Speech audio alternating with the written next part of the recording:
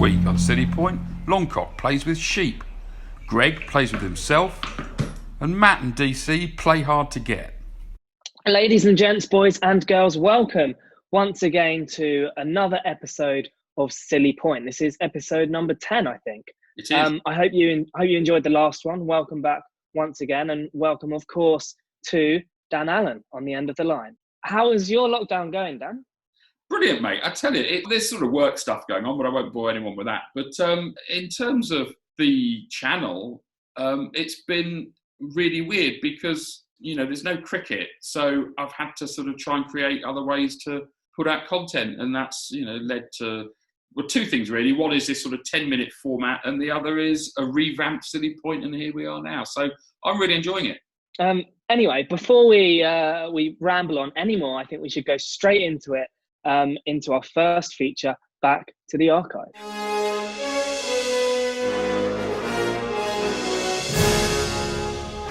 So Back to the Archive this week features a game from this time last year. It's a Sunday fixture against Verdane Green.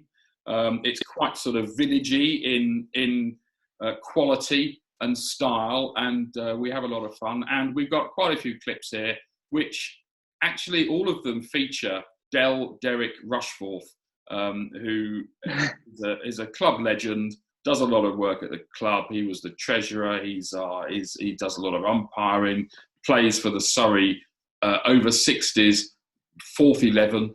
And he does some amazing things on the cricket field. And here we've got some things for you to see now. A little bit of flight and goal there from Del. Not sure what sort of hair dye he uses. We'll ask him later. Oh dear.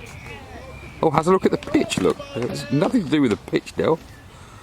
Have another go. Oh, go on. And again. Yes, that's it. Ooh. I don't know what was worse. The ball, the shot, the keeping. Pure village. Oh, and the running. I absolutely love that. I mean, Derek Rushforth, famous probably mostly for his double teapot, but demonstrating there that there's far more to his game. For example, that horrendous delivery that he dropped down and was hit back past him, and he tried to control it with his foot, miscontrolled it, and then stood there looking at the pitch like it was the pitcher's fault that he missed it, which is utterly rubbish. That is absolutely hilarious. Well, and then when I can't remember who was it fielded it, threw the ball back to him, he sort of took him about 2 times to pick the thing up. Yeah, no, he's great, this guy. Brilliant stuff. Genius. And also, we need to bring in someone else here, none other than the 3rd Earl of Sanderstead, Lord Handley. Indeed. Oh my goodness. Indeed. So there he is, Lord Handley, on his shooting stick, which I think a lot of people get quite amazed that haven't heard of a shooting stick or seen one before. Anyway, he uses that to help him walk from square leg to the crease and back again, and he sits on it whilst he's at square leg, perched. So ball goes behind square, and Derek, you can't quite see in the shot, but Derek sort of, you know, either kicks the shooting stick away or something. But Lord Handley's down, and we were all sort of concerned for a bit. But Derek just leaves him, and I think, is it Dan Carey? It helps him up, you know, does the decent thing, whilst Derek's watching on. And anyway, we get a reassuring thumbs up and a laughing sprung back up from Lord Handley, and he was okay. Absolutely, and finally, the third thing for me was, of course, Derek's lightning pace, chasing after the ball to the boundary. And he's obviously run before. He knows how to make himself quicker. He knows all about aerodynamics and streamlining. Of course, he removes his hat, which obviously gains him a mile an hour or two. Well, and the best thing about that little clip is Josh McKinnon's comment. Derek, I didn't know you brought your treadmill with you. That is funny. So there we go. A bit of Back to the Archive featuring mainly Derek Rushforth. And next up, it is time for Ask the Player. And this week's question is a very simple one. What is the first thing you do after a good performance?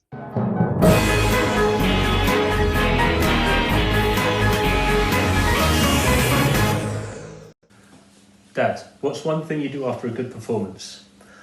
Well, it's been so long ago since I had a good performance, I can't remember, but ask Mrs. Harris, or I doubt she's ever had a good performance. lie back and have a cigarette. So the first thing I do after a good result is congratulate the person who won us the game, because it sure as hell won't have been me, and then it's straight on to the fines. So what is one of the first things I do after a good performance? Well, it all depends on how long I am in the middle, if you know what I mean. So it's either I have a shower or I fall straight asleep. Straight to the bar, get a beer. Might give the skipper a hug or something, but usually just straight to the bar. One thing I'll do after a good performance, it's got to be a beer with the lads after the game. That's one of the most important things to me. It's always great fun being with them on the fields, and it's even better being in the bar with them as well. So after a good performance, I don't really know what I do. I reckon I just celebrate it. Usually there's beer involved, but yeah, nothing really in particular. Usually after a good performance on the pitch, well, it usually ends in a win, so a nice big celebration in the evening. Well, depends really where we are, because if we're at the club, I'm going to have a few beers, but if we're out in town, yes, then it's going to be find a train home very early on in the morning. First thing I do after scoring a few runs is always give my dad a call, let him know the ins and outs, my knock, and then head straight to the bar and just destroy a pint of Coke. Yeah, good answers there from the lads. Most of them beer related. And now we move on to Man in the Field, or as it should be called this week, Men in the Field, because we have Dan Carey and Matt Harris, a couple of lads who do some groundsman work at the club, and managed to grab them for a little interview, all socially distanced, of course. So here we go. Well, here we are. This is the old sawmill, and it's now our groundsman's shed.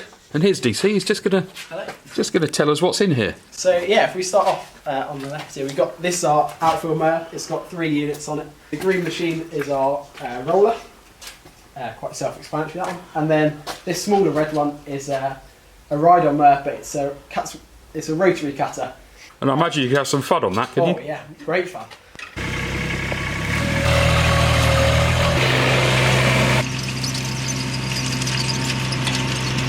Yeah, a bit of pre-season prep going on. What have you done so far? Well, we did a small renovation on the square last week because it missed it in autumn, so we've taken over it now. Scarified. We took some of the grass up and then put some seed down and some soil over the top, and it's come back wonderfully. It's fair to say that you've actually had quite a bit of proper experience at groundsmanning, haven't you? Is there a particular ground that you've worked on in the past? Different times we've both been at the Oval. A lot of fun, good experience, and set us up for this. And we got quite a history of Oval groundsmen playing at Sanderstead, haven't we? Yeah, Richie started the trend, and Richie Bull. He was sort of the reason I got into it, helping here, and then he managed to sneak me into the Oval, and then others like Matt and Jallen, and I think Tricky's helped as well. Yes, and we've had the head groundsman Lee play for us occasionally. Indeed, Lee Fortis, who is the head groundsman at the Oval. He has indeed played for us a couple of times. In fact, I played a match with him once or twice. He hit a second team 50, I believe. So, chaps, we don't know when there's going to be cricket played here, but I guess you've got to be always ready. So, what's got to happen between now and the first game? At the moment, we're prepping it as if it was still pre-season. So we're still fixing the ends, we're watering it, we're rolling it, cutting it. Well, some weeks. Just getting it as flat as possible, trying to get it as good as possible. Well, DC, Matt, thank you very much, and keep going. Thank you.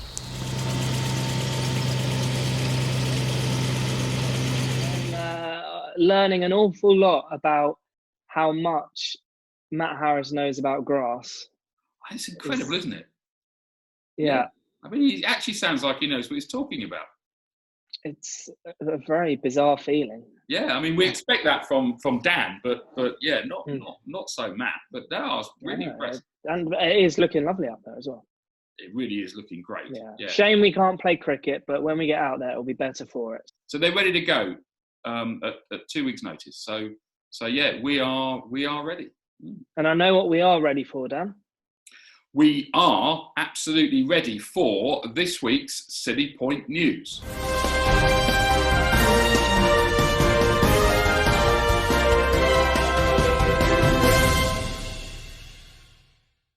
Welcome to this week's news. And I think there's not a huge amount to report this week.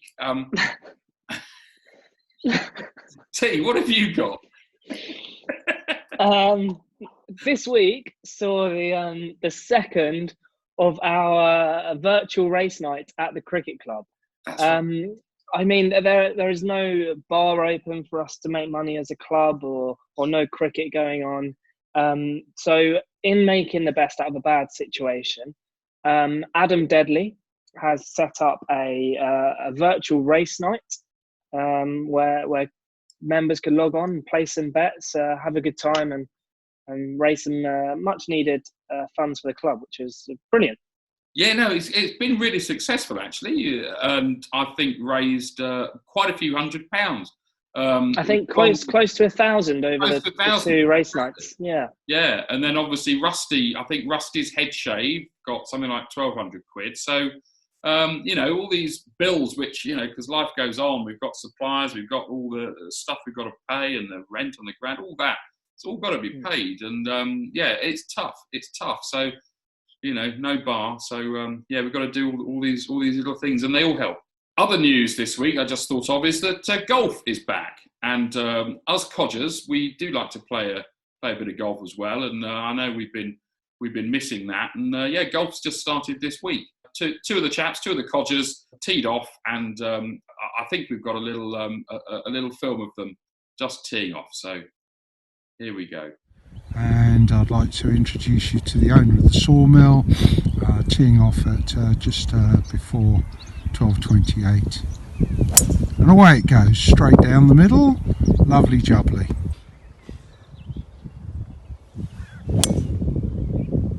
Sounded good. Oh, straight down the middle. Oh, genius. It's down there somewhere. Well, it's straight down, hallelujah. straight down the middle. Well, here we are at the 8th hole on the yellow course at Farley. The place is in magnificent nick. Me and Mr. Haynes have come out for a day in the sunshine, and we're really, really, really, really happy. Yeah, it's good to see the codgers out there playing golf again. And it's an idea. I think we should probably make a regular feature of our codgers. We call it Codgers Corner. How about that? What do you think, T? I think it's a wonderful idea, Daniel. Very good. Well, leave that to me. For our silly point, this is a rogue one, Dan. I'm going to throw it out there. And you have no idea what this is. I mean, our next feature is our father and son or family feature, where this week the Longcocks played cricket in their garden. We had Johnny Longcock playing with Big Longcock in a duel to see who is the best Longcock cricketer. And my silly point is, I want to know why they have 2 near life-size sheep in their garden. Yes. Yeah. I've not seen that. I've not seen that on the circuit before. What's your opinion on the sheep? I remember Lockie telling me about this. This is Bob Longcock telling me about how I think he bought the sheep for a birthday present for his wife. I think you're right, because Lockie said his mum wanted a view of sheep or something. Yeah. I mean, I have to say, I've been married for many years, and it's certainly an unusual and, dare I say, risky present to get for your wife, with 2 large plastic sheep. So hats off to Bob Longcock for doing that. It'd actually be quite good to get a view from Mrs. Longcock as to whether she appreciated them or not. But they had. I love Lockie's comment about short legs there. He's got Alan Lamb, so nice pun from Lockie. Alan Lamb. There was a Zimbabwean cricketer called Greg Lamb as well. So was there really? I think so. Yeah. So there's both sheep fulfilled on the cricket pitch. Well, and there's for those of a certain age, there was a cricketer going back many years, a chap called Frank Woolley. So he would count too. So any other sheep pun cricket names that anyone could think of, right below. I've got one. Isn't Baba? Yeah, he's good as well, isn't he? My, wow, he's He looks a hell of a player. There's one. I've just used one up. Sorry, guys, but if you have any more. Yeah. Well, I've got a football one. Alan Shearer. Nice. That's solid. That's really good. Yeah, I wonder if he could play cricket. I mean, Geordie, still, Ben Stokes. Yeah, I don't know. Yeah. Alan Collingwood, Paul Collingwood. Paul Collingwood. Yeah, Paul Collingwood. Yeah. Yeah, well. No, it's getting silly now, isn't it? But there's got to be a pun about hoofing the ball, isn't there? It's got to be. They have hoofs? I don't think they're. Do they have? What do you call them? Clothed hooves. Yeah, what do you call them? Oh, someone out there will know. Tell us. This has gone down a slightly agricultural route. I like it. Well, I like that. That's good. Yeah. Well, bit of Farmers Weekly. So, shall we show the clip? Shall we show the clip of Johnny and Bob Longcock in their back garden? Here they go. Welcome to the Locks in West Sussex for this week's Garden Cricket Challenge. Me and Johnny. Heads is the right call. Johnny, what do you want to do? Oh, we're back.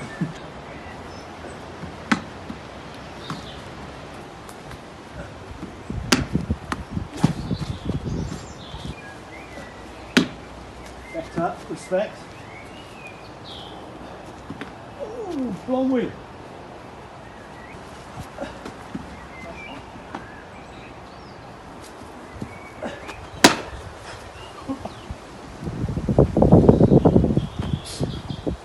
I'll bring in some proper fielders. So I've got Alan Lamb in at short leg, so hopefully he's going to do the business for me.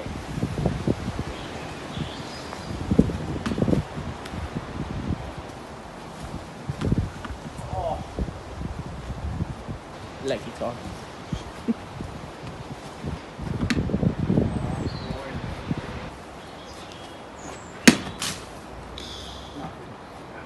Two left, 3 to win.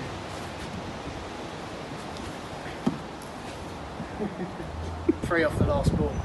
I've got to go for the leggy again. I've got to beat him on that outside edge. Okay. Yeah, that'll do. I'll take the win. 1-0 to me. Cheers for watching. As usual, I'll win. Just better. I think it was inevitable that last ball was going to sail over the fence. But pick your winner, Dan. Who was the champion? Well, I mean, boy, didn't they take it seriously? I thought actually Bob Longcock looked a lot better in his back garden than he does on the pitch. Apart from he's still got that embarrassing reverse sweep that he just. He's adapting to the modern game. I know. Well, that's impressive. He's trying to adapt to the modern. But yeah, lovely off drive into the cabbage patch there. But yeah, I think wore one on the lid though and carried on. Oh, he did. Yes, yeah, that's true. Yeah, carried on. Yeah. I think Johnny Longcock won that one because that huge six, after scratching around for 5 balls, huge six into the sort of 5 gardens away. It was good. To round things off, this week's comment of the week, Dan, one for you. Yeah, this came in just a couple of days ago, actually, from a chap called Paul Kay, and he is in Cottleville, Missouri. So one of our American viewers.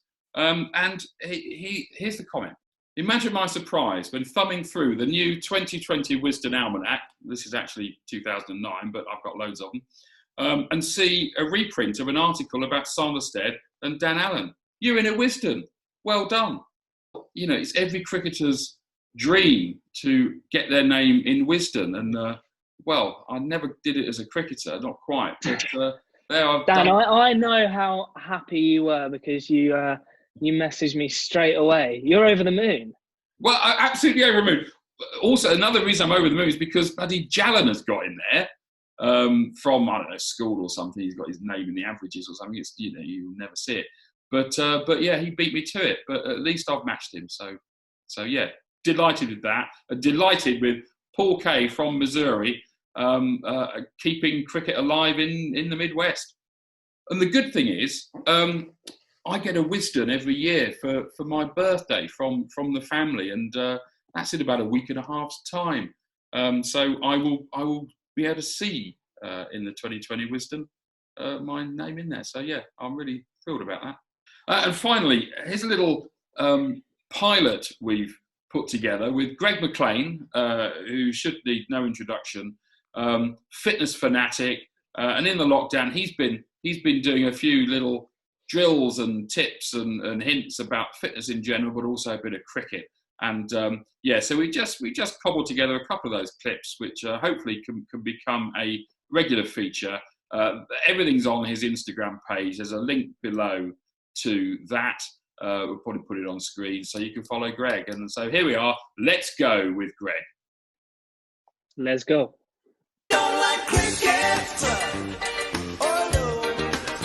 Front foot drive in the house. Let's go.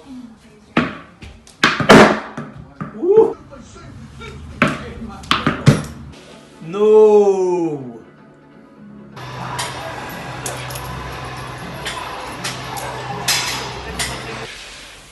Let's go. Guys, thank you very much for watching. We love to hear from you, so comment below or send us an email. The email is also in the little box downstairs. Thanks again for watching. Absolutely. Cheers. Oh, Luke.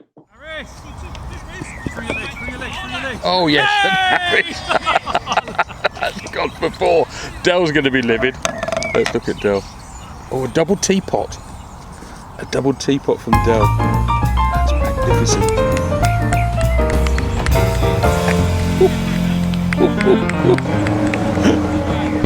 I don't care, I just want to get home.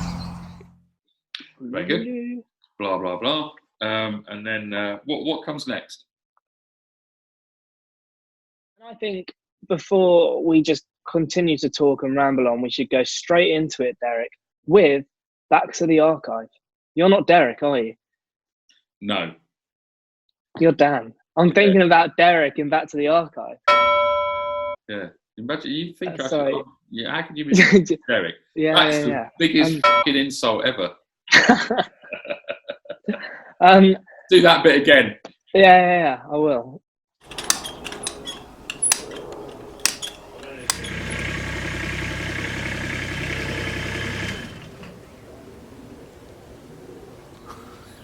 What's happened? Let's go.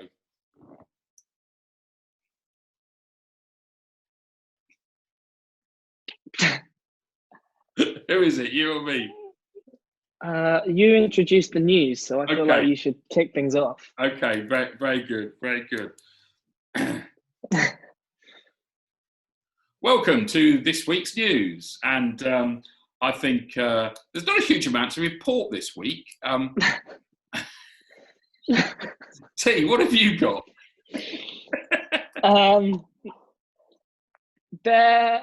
This week